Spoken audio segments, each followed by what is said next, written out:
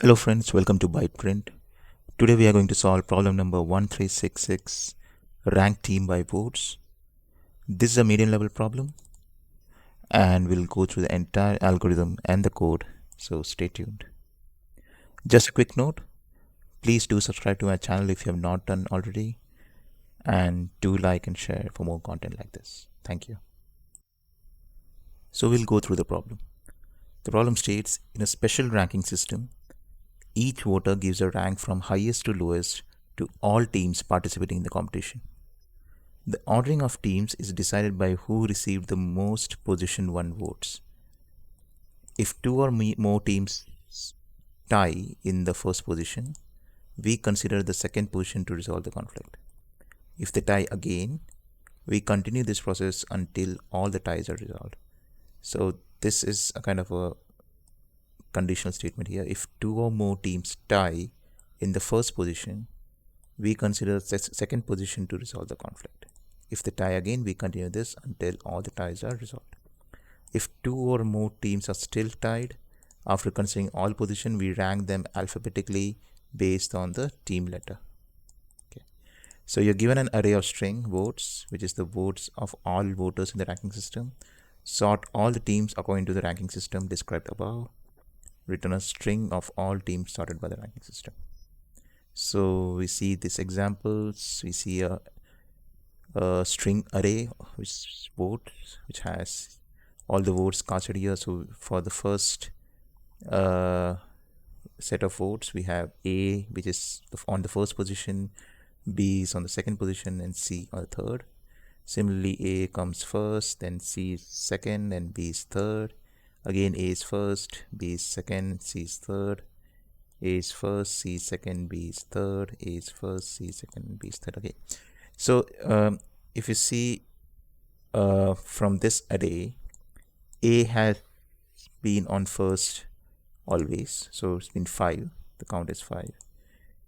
B has been second 2 times, right? And C has been second 3 times. So that means C will hold more precedence, and C will be the second most voted team. And if you see here, B has been voted 3 times as the third position, so it will be on the third. So the explanation will be like team A was ranked first place by 5 votes. No other team was voted as first place, so team A is the first team. Team B was ranked second by 2 voters and ranked third by 3 voters. Team C was ranked second by 3 voters, ranked third by 2 voters. So hence most of the voters rank C second, C is the second team, and B is the third. Similarly, W, X, Y, Z. So W and X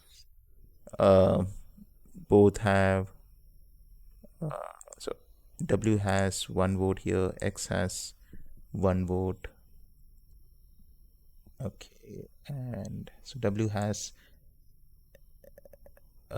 same votes as X, but if you see here, so if there is a tie, the chain which I say, if 2 or more teams tie in the first position, we consider the second position. So let's see in the second position. So X is having 1 vote and W doesn't have a vote on the second position. So X wins here, and that's the reason X is on the first. Similarly, for the second position, we have X and Y, which is again a tie. Y has, in the third position, Y has 1 vote and Z doesn't have vote, so Y. So sorry, X has 1 vote and Y has 1 vote, that's correct. And Y has 1 vote in the third position.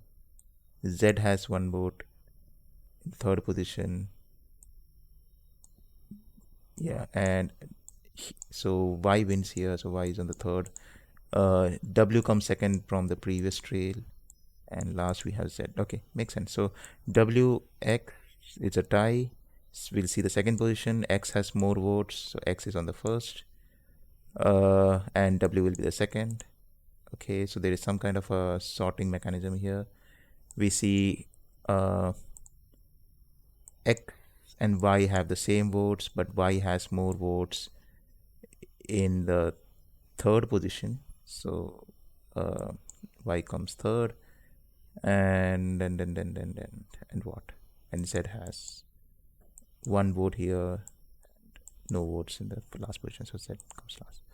So X is the winner due to tie-breaking rule. X has same vote as W in the first position, but as X has one vote in second position. So while W does not have any votes in the second position. Yeah, makes sense. And here there is no hierarchy, so it's as it is, as the only one voter has voted. So yeah. See the constraints. So votes length should be 1026. Okay, so you can only have 26 characters from A to Z, and all are uppercase letters, and all are unique votes. So that's a relief. So you cannot have two Zs or two X and all. All the characters that occur in vote 0 also occur in vote 1. So yeah, that's also. So you will have all the votes over here, also over here. Makes sense. So let's think how we can solve this problem. If you can see here, each of the voters' votes are part of teams which range from A to Z, right? So if you see here in the constraint as well, each of the team is part of an English uppercase letter, and even the vote length for a particular voter, satisfy that particular constraint. So you have at the most 26 teams which you can vote for a particular vote. So here if you see, there is only one vote. So there's only one voter, and that voter has selected these many number of teams. So ideally, if you see here in this particular place, there are two voters and four teams contesting, right? So similarly, three teams contesting, and there are five votes, five voters, voting for each of the three teams. So we can come with an assumption here that there will be at the max 26 teams which will be part of this particular problem, right? Now, another thing which we need to think about is that what position are we going to fill each of the team. So let's say here Z is at the first position amongst all of them, right? If you see here, W is among the first position among all these four. So we can say that there will be four positions for which we are trying to put a vote for each of the teams. So a team can come first to fourth, and a team can range from anything between A to Z, capital A to capital Z, right? So let's visualize this a bit. Okay, so I just try to visualize this here. Think about this as a massive grid, and let's take this particular example. Okay,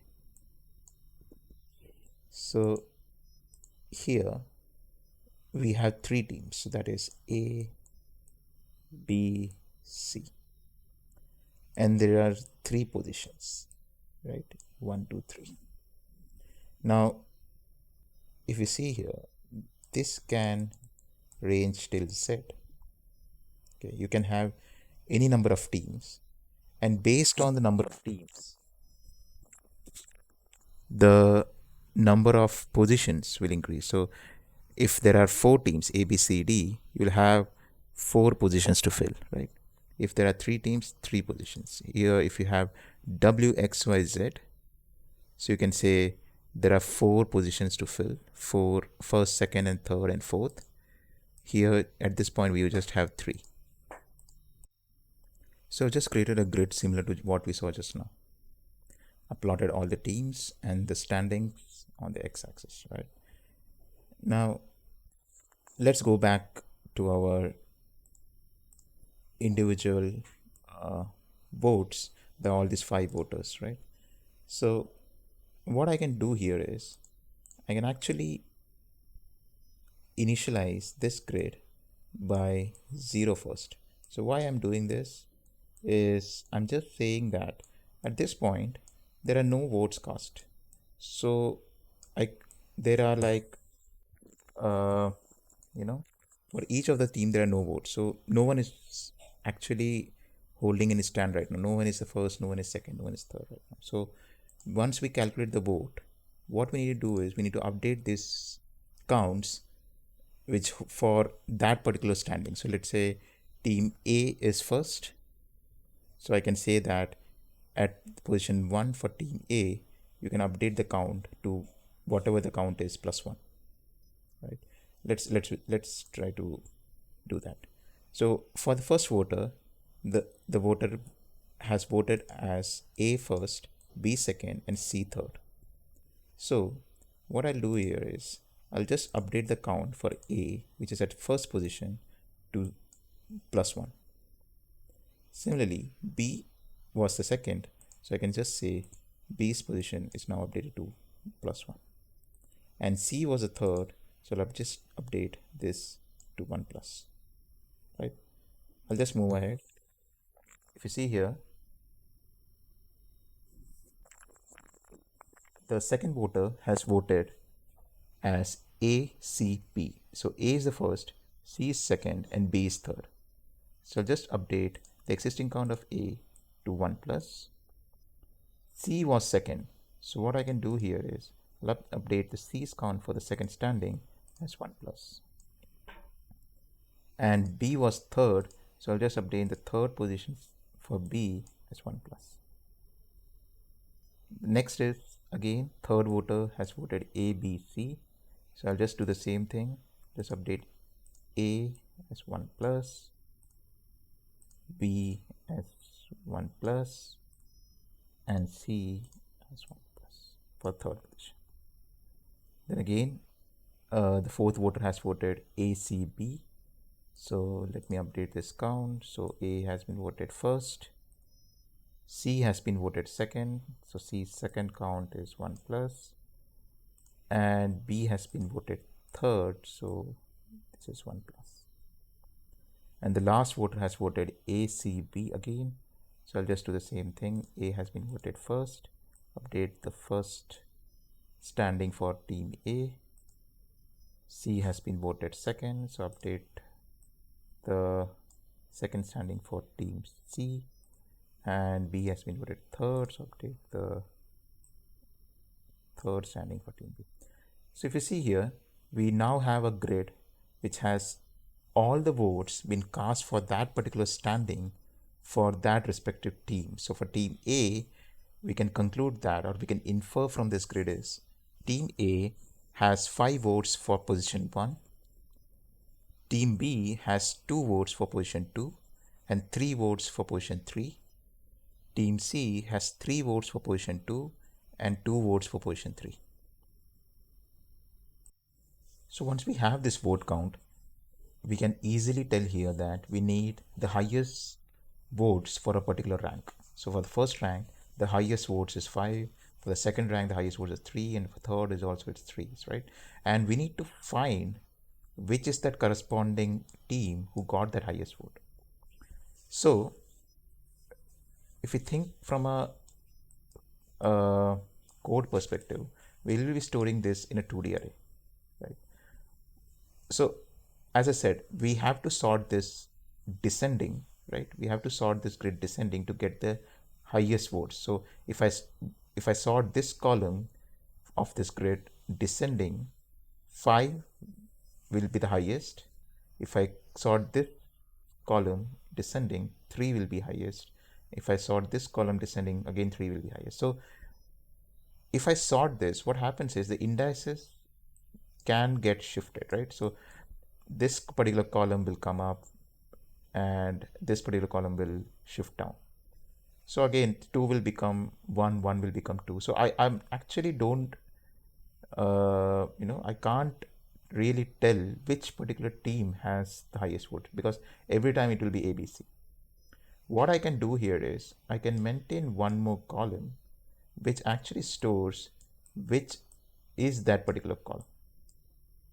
So even after sorting, I can say that this particular value will also get shifted. So along with this row moving up, this value will also shift up, and then I will get this fourth column as ACB, which is my answer. Make sense? So at last, I just need to check the last column of this grid and get my answer, which will be the sorted value based on the columns descending, right? So let's try to code this, and that will give you a much more better idea. So let's try to code this and try to solve this problem. So let me initialize some variables here. So first one will be the number of voters. So total number of voters will be how many people are there in the array. So there are 5 voters over here. So I have just taken the array length. And what will be the number of teams or number of ranks? So the number of teams here is 3, so there'll be 3 ranks considering this particular constraint. So votes of I length will be votes of j length, right? So I can say that the total number of ranks will be votes of 0 dot length, right? So there'll be 3 ranks over here. Makes sense. Now the next thing which I want to do here is to create this grid, right?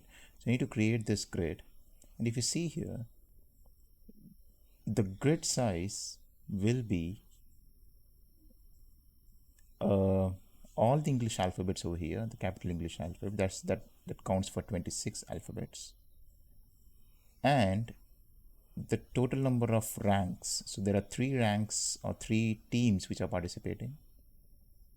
So the size of the grid will be the total number of characters, because I don't know which character will be used. So I'll create a grid for all 26 characters, and the total ranks. So there are 3 ranks.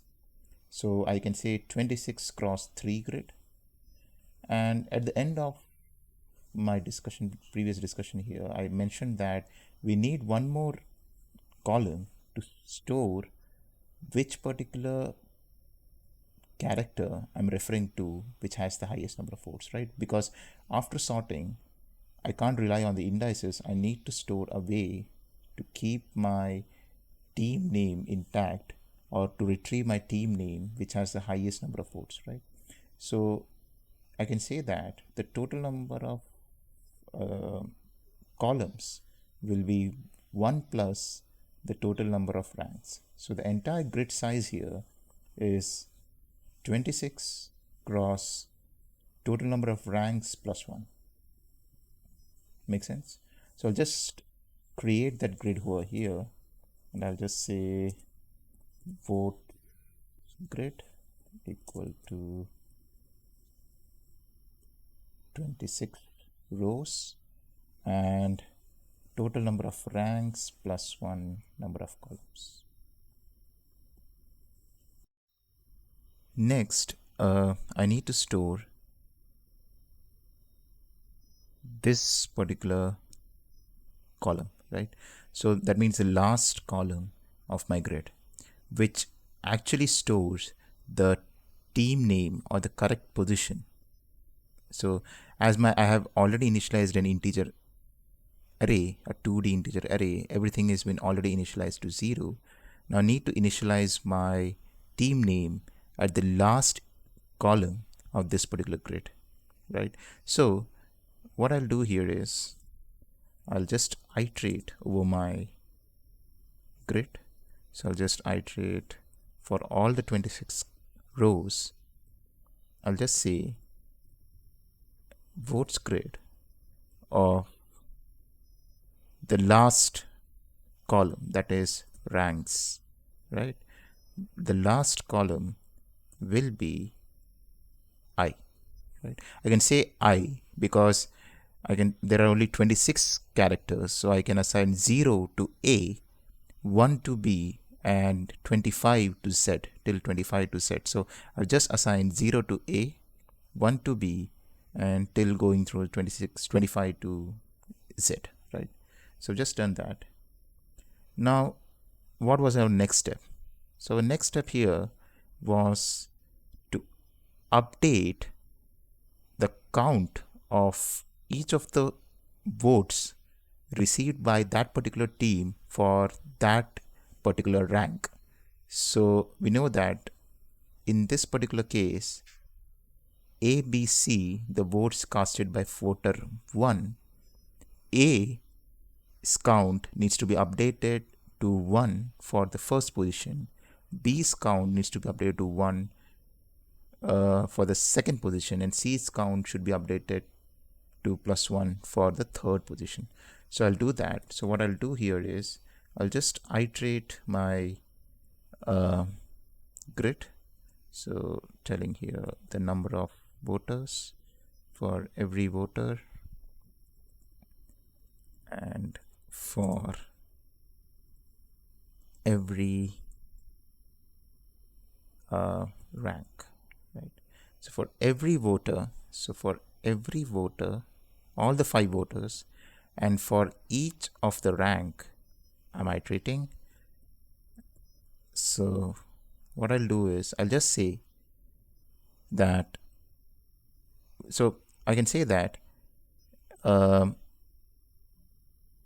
just update votes grid. I can say that in the votes grid, okay, so what I need to update, I say that the votes I, so the voter, so I'd say the first voters, let's say for I equal to 0 and j equal to 0, the first voters, first vote, so char at j, so I'm talking about here A.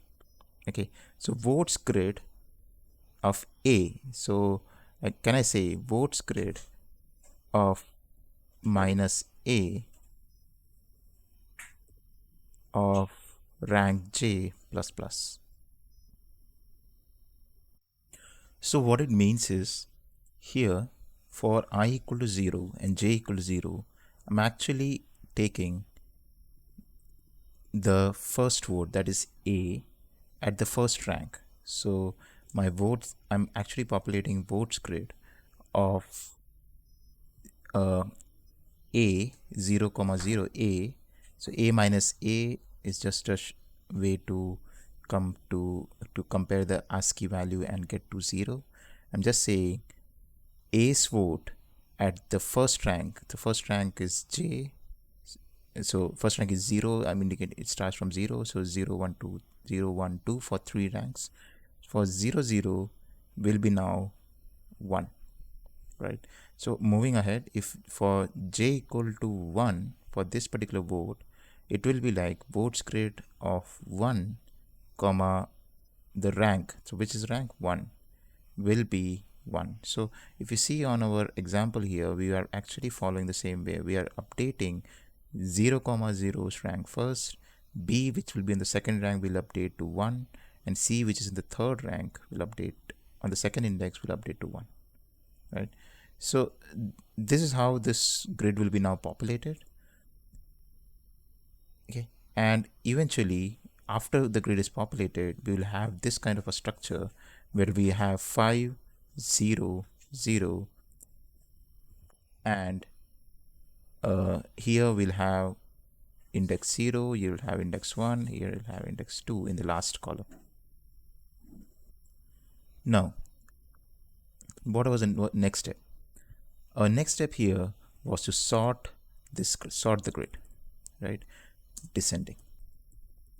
So it should be highest votes first, right? So for that, I'll use our array sort function and I'll sort the votes grid.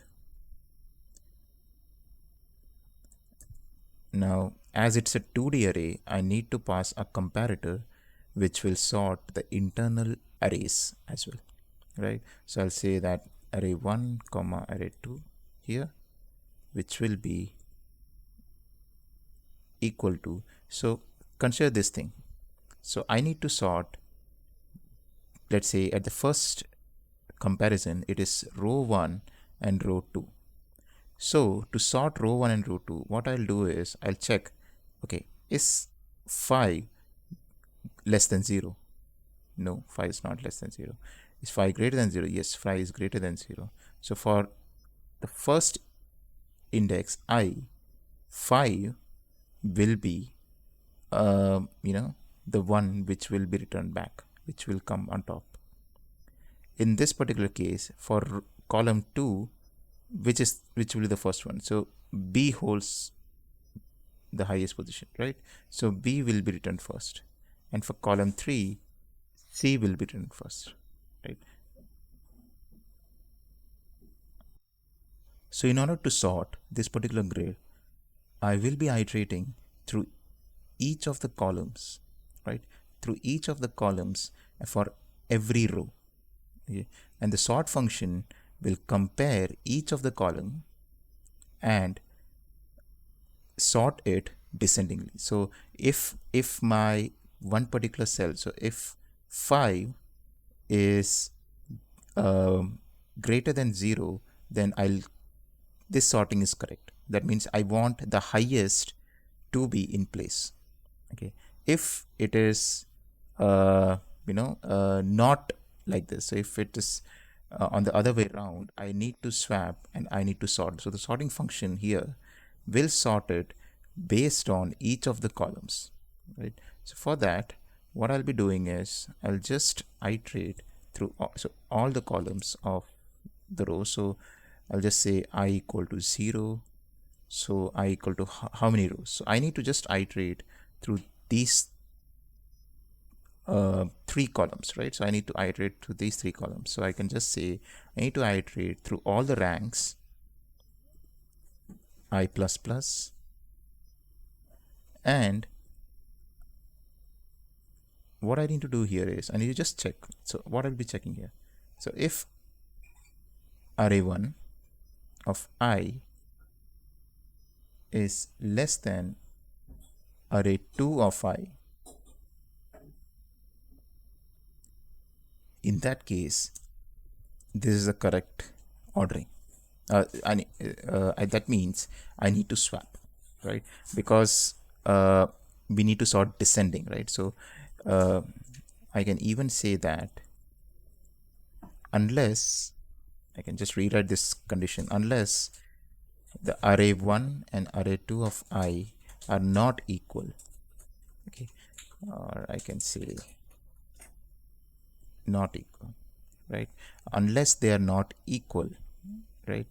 Unless they are not equal, I can return array 2 of I minus array 1 of I. So as we are sorting descending, I'll just write array 2 of I minus array 1 of I, right? I'm just sorting based on the current counts, right? So the total counts which for that particular rank. So by giving array 2 of I minus array 1 of I, I'm just sorting it descending. In all other cases, we can assume that the counts are same, so I can just return 0 for completeness. Now what's the next step?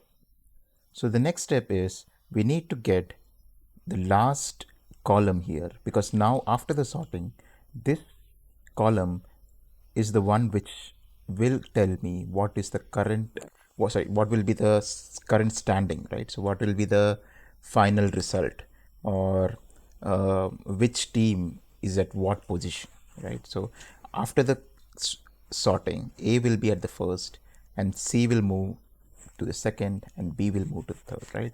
So what I can do here is I can just say get the last column and return as a string. Okay, so for that, what I'll be doing is I'll just use a string builder, and I'll just say result equal to new string builder. I'll just iterate through our grid. So for that, I just need to iterate through the ranks here. So just need to iterate through each and every rank, right? So I'll just say till for all the rank, right? I plus plus. Okay. So for each of the rank, right? For each of the rank, is ranks. I think it's ranks. Yeah. For each of the ranks, okay. Your result you can append. So what do you need to append? So whatever is there in my voters grid, right? Or I can say as votes grid of I. So my first rank, okay, first rank, and the element which is at the first rank. So the element which is at the first rank, right? Which is the element at the first rank? So if you see here, so there are three teams, so there will be three ranks, and I'm iterating through each rank, each team, and the rank at which, so let's say there are three ranks A, C, B, so A, B, C, 1, 2, 3. The first rank person will be whoever is the first rank will be stored in the last index, right? So that's what I'm trying to get here. So whatever is in the last index, that is ranks, okay, will be ranks, that will be my value. So now that value is stored in as from 0 to 25. So what I need to do here is I need to add a, so that I get the ASCII, and I need to convert it into a char. So I get the char back, right? So I'll just enclose this entire thing in a bracket. And finally, whatever is stored in my string builder, and that's what I'll return it. So just let's run this problem and see.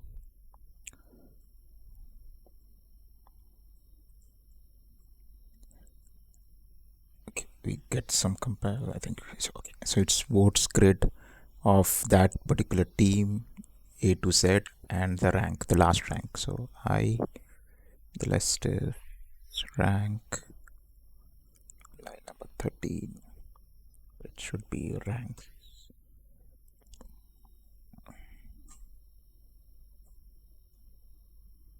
Perfect. So this works. Let's submit and see.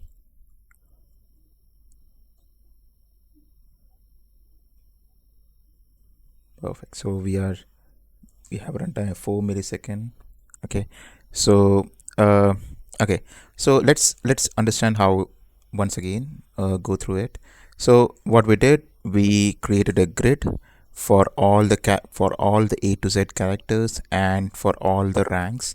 So if there are three teams, there will be three ranks, and we stored each of the ranks in this ranks variable.